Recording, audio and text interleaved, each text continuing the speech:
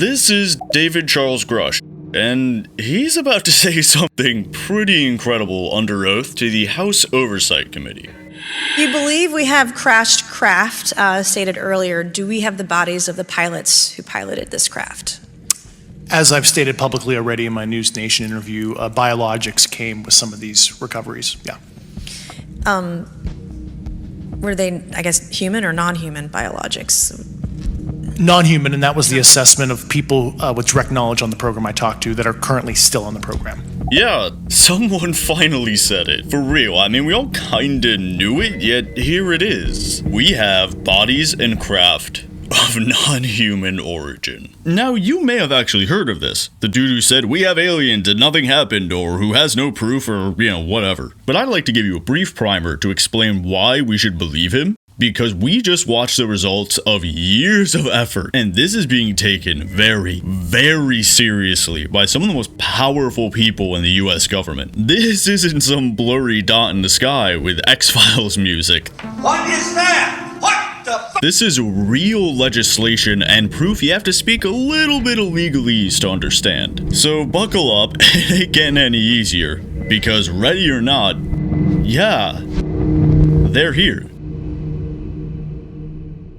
So let's back up. Who is this guy? David Grush is a former senior intelligence officer with the National Reconnaissance Office, NRO. How senior? Put it to you this way. He was so high-ranking that he was trusted to hand-deliver the NRO's presidential daily briefing to the White House. Basically, kind of a big deal. Eventually, he was called on to assist the UFO Task Force, the Pentagon's team for looking at UFOs. In doing so, he states to have interviewed over 40 active and retired individuals over 4 years that informed him of a multi-decade, secretive, crash retrieval and reverse engineering program of craft of non-human origin, illegally kept hidden not only from the public, but from congressional oversight as well. You have UFOs?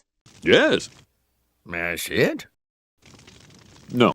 This has been funded through misappropriation of funds and embezzlement. Well, so that how does, I don't want to cut you off, but how does a program like that get funded?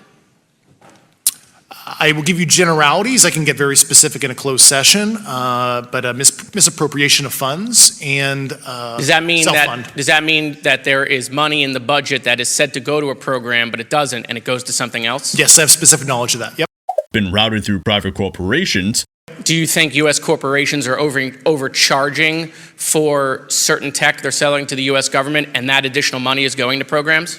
Correct, through something called IRAD. And people have been harmed or even killed to keep this program a secret. Do you have any personal knowledge of people who have been harmed or injured in efforts to cover up or conceal these extraterrestrial technology? Yes.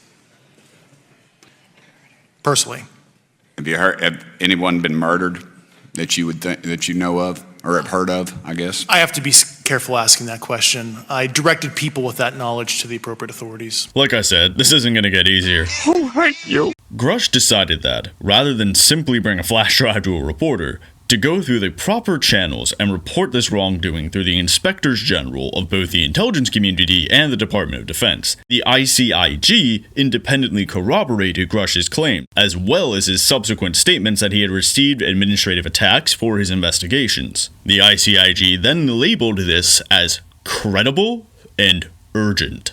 Alright, so I already threw a lot at you, but basically homeboy here says we got UFOs and bodies, brings it to the manager says yep, homeboy's on the money. And here's where knowing a little bit of legalese helps us understand why this is so important. The ICIG does not throw out words like credible and urgent for nothing. Like, that's an enemy army has mobilized red alert battle stations language.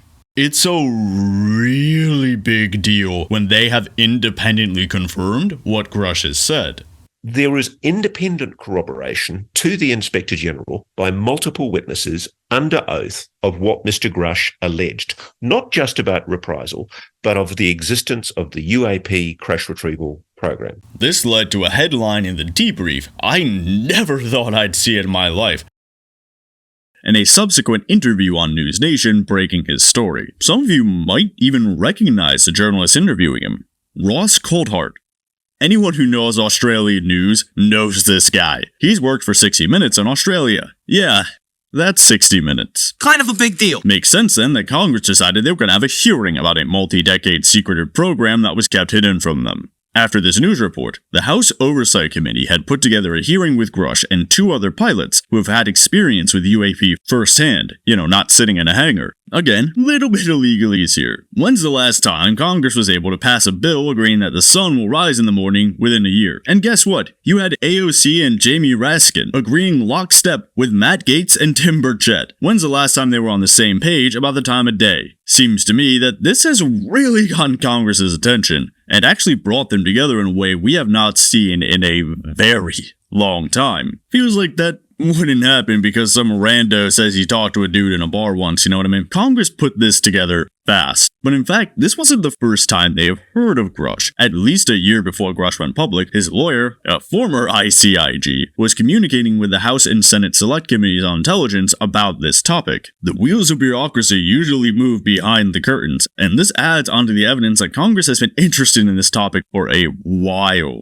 Now, I could go further into that and other things. There's just a lot this very short primer video simply doesn't have time for. So I want to focus on the things for which we have actual sworn testimony, official corroboration, and even some video evidence. Big ticket items, basically. Specifically, I want to zero in on something called a Nimitz Event Series, which was the reason that Commander David Fravor here was also asked to testify. So let's take it from the top. This is David Fravor, commander of the Black Aces Naval Fighter Squadron. He was the commanding officer. Who's in charge here? I am. Yeah, well, not anymore, you're not. Big deal. In 2004, when assigned to the Nimitz Carrier Strike Group, he was told that radar had been picking up consistent anomalies dropping from 80,000 feet to 20,000 in less than a second. Like he said, for those who don't realize, above 80,000 feet is space. Quick math, that's 40,000 miles per hour. Our fastest jet does 4,000. Probably check that out. What do they find? A Tic Tac. Big old Tic Tac looking thing ping-ponging around over the ocean surface like a maniac. Fravor decides to descend and check it out. The Tic Tac, with no control surfaces or exhaust, just 2 tiny little stickly little protrusions, then snaps around and mimics Commander Fravor's descent.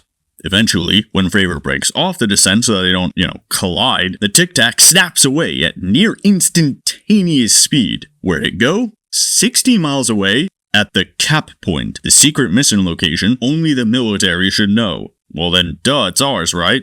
Well, no. Basic logic. Many dismiss UAP reports as classified weapons testing by our own government, but in your experience as a pilot, does our government typically test advanced weapon systems right next to multi-million-dollar jets without informing our pilots? No, we have test ranges for that. And adding on to that, did the Tic Tac UAP move in such a way that defied the laws of physics? The way we understand them, yes. Are you aware of any of our enemies that have that capability? No.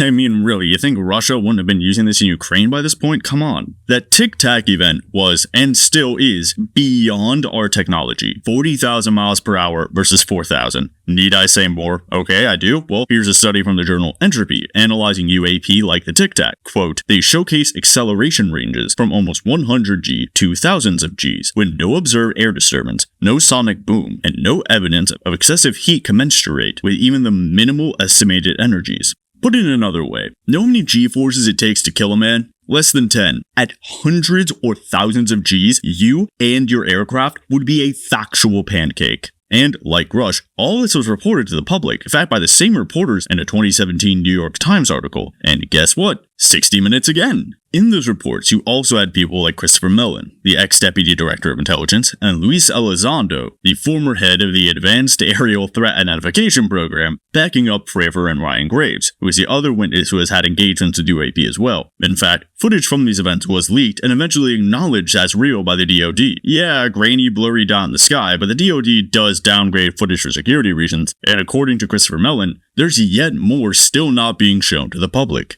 So, a lot of big deals and a lot of information. And like I said, I had to omit a bunch. I really suggest you all look this stuff up yourself and do it soon because Congress is not waiting. In fact, there's an amendment drafted by Senate Majority Leader Chuck Schumer, Senator Rubio, Rounds, and Gillibrand that has passed the Senate and is in reconciliation with the House, literally entitled the UAP Disclosure Act. By the time you watch this video, it may well be law what a non-human intelligence is. That the government can exercise eminent domain over any and all non-human technology or biological material held within private hands, and that any and all documentation regarding UAP will be slated for presumed immediate full disclosure. Yeah, we're just one vote in the House from having an actual legally defined controlled disclosure campaign plan. Now, that's developing legislation that could pass or be changed at any time. This entire story is developing, and anything could happen to make this very short primer video basically redundant. Still, plenty of you may still brush this off until someone rolls out a UFO onto your front lawn and you get to kick the tires. I mean, I get that, but if this much is happening and this many big deals are being this serious, then maybe we can see something is genuinely going on here. It may take time to process this information. I mean, it did for me. And it may be scary, but if the Tic Tac from 2004 hasn't shot us from death beams from orbit yet, doesn't seem like whatever this phenomenon is wants us dead. Now, I will be honest, Grush has mentioned that there have been less than friendly encounters. Still, that very much seems like the minority. And frankly, whatever else we may think is kind of irrelevant. An ancestor of mine maintained that if you eliminate the impossible, whatever remains, however improbable, must be the truth. I mean, show me a tic-tac shaped craft that can pull thousands of Gs with no sonic boom, traversing mediums such as space to sea level in less than a second with no heat signatures or control surfaces, and I'll show you an alien spaceship. Like it or not, yeah, they're here. And I think that's pretty cool.